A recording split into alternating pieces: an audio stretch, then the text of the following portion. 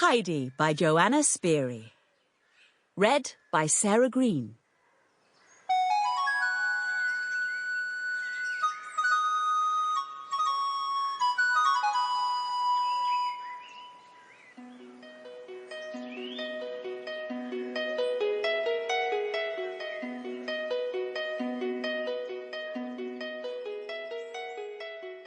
The pretty little Swiss town of Mayenfeld lies at the foot of a mountain range, whose grim, rugged peaks tower high above the valley below.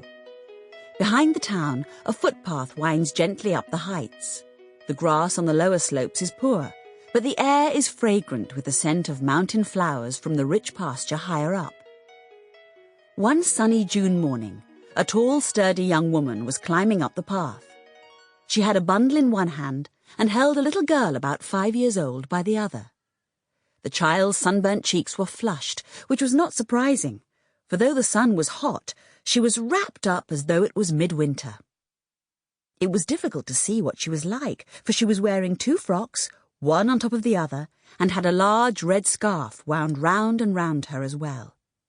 She looked like one shapeless bundle of clothing trudging uphill on a pair of hobnailed boots. After climbing for about an hour, they came to the little village of Dorfli, halfway up the mountain. This was the woman's old home, and people called to her from their houses all the way up the street. She went on her way without stopping until she reached the last house. There a voice from within hailed her. "Half a minute, Detty," it said. "I'll come with you if you're going any farther."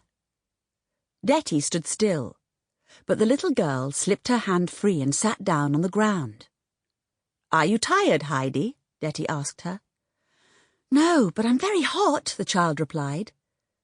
At that moment, a plump, pleasant-faced woman came out of the house and joined them. "Where are you going with the child, Detty?" Barbie, the village woman, asked. "I suppose she's the orphan your sister left." "That's right," Detty replied. "I'm taking her up to Uncle. She'll have to stay with him now." "What? Stay with Uncle Alp on the mountain? You must be crazy. How can you think of such a thing?" "He's her grandfather, and it's high time he did something for her. I've looked after her until now, but I don't mind telling you I'm not going to turn down a good job like the one I've been offered because of her." "If he were like other people, that might be all right," retorted Barbie. "But you know what he is. She'll never stand the life up there. Where's this job you're after?" "In Germany," said Detty. "A wonderful job with a good family in Frankfurt. Last summer, they stayed in a hotel at Regatz, where I've been working as a chambermaid. They wanted to take me back with them. Now they've asked me again, and this time I'm certainly going."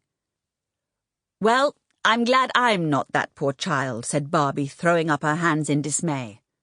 "I wonder what he's got on his conscience to make him live all alone up there and hardly ever show his face."